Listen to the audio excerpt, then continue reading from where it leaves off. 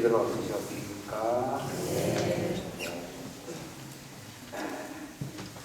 왜 여기 성당이 이렇게 시원한 거야? 어떻게 좀 분부를 좀 뗄까요? 난 난방이 좀 돼 있는 줄 알고 들어왔더니 난방이 꺼져 있네요. 그래서 내가 켰더니 지금 서 있는데 찬바람이 막 나와서 너무 늦게 켰습니다.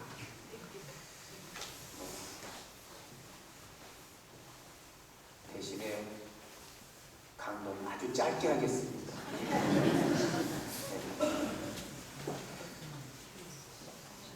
오늘 제2독서에서 사도 바오로가 그 대성인이 이렇게 말씀을 하십니다. 하느님께서 나를 사도로 뽑아주신 이유는 나보고 세례를 주라고 사도로 뽑아주신 것이 아니라 세상에 나가서 사람들에게 복음을 전하라고 나를 뽑아주셨다. 그러니까 사도이고 성직자이기 때문에 사람들에게 세례를 줄 자격이 되지만 세례 주는 것보다 하느님께서 더 중요하게 생각하는 것이 있다면 그것은 하느님의 말씀을 전하는, 복음을 전하는 그러한 사명이다 하고 말씀을 하십니다.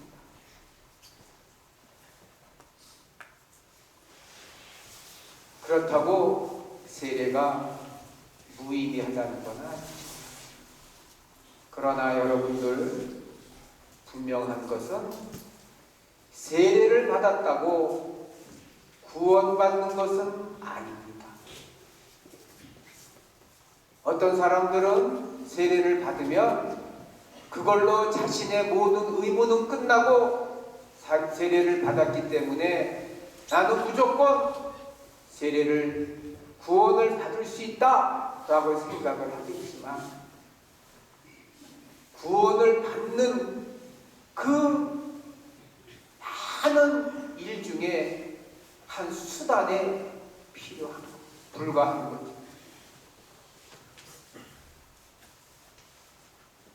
여러분들은 세례를 받고 죄를 용서받았습니다. 그런데 이 세례를 받고 죄를 용서받은 것은 바로 우리가 구원받을 수 있는 첫 발을 내딛는 것에 불과한 것. 여러분들 그릇이 하나 있습니다. 안을 들여다보니까 아주 닦지도 않고 보관도 하지 않아서 그 그릇 안이 너무 더럽습니다. 근데 저기에서 샘물이 나오고 있어서 거기에다가 물을 담아야 됩니다. 그리고 가져와서 집에서 그거를 사용을 해야 돼요.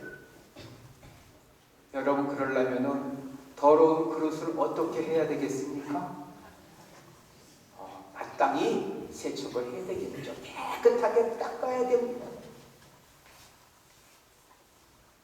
바로 우리가 세례를 받았다는 것은 내가 세례받기 바로 전까지 지은 모든 죄를 하느님의 세례의 은총으로 그 그릇을 깨끗하게 청소하고 세척하는 거, 그거에 불과하다는 거예요. 그러면 그 깨끗하게 닦인 그릇 안에 무엇을 채워 넣어야 되겠습니까? 오늘 예수님께서 하늘나라에 대해서 말씀을 하시고 구원에 대한 말씀을 하십니다. 회개하여라. 하늘나라가 가까이 왔다. 우리는 살면서 자이든 타이든 알게 모르게 많은 잘못을 저지릅니다. 그런데 주님께서 바로 깨끗하게 청소된 그 그릇 안에 우리가 또 임의로 더럽혀진 그 그릇을 쳐다보면서 우리에게 말씀을 하시는 거예요. 회개하라. 회개라는 것은 여러분도 다 아시겠지만은 생각으로 잘못을 인정하는 것이 회개가 아니고 세치의 혀로 말을 하는 것이 회개가 아니고 내가 말하고 고백하고 내가 생각한 그것들을 그 올바른 것들을 행동으로 보여주는 것이 진정한 회개라고 주님은 말씀을 하시는 거예요.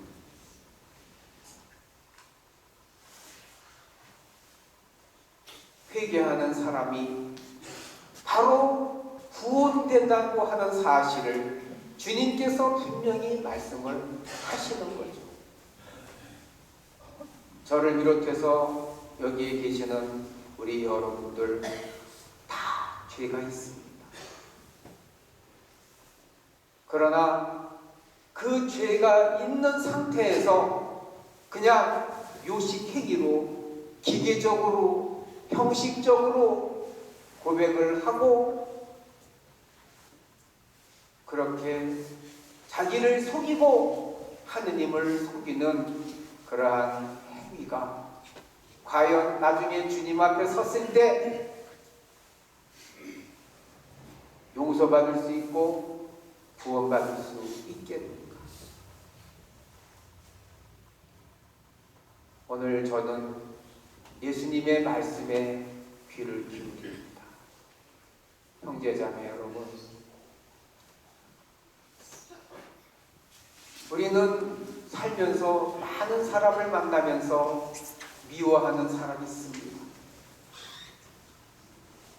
정말 그 사람이 없으면 살만한 세상이 아닐까 하는 그러한 증오에 아주 깊이 빠져 있는 사람도 있습니다.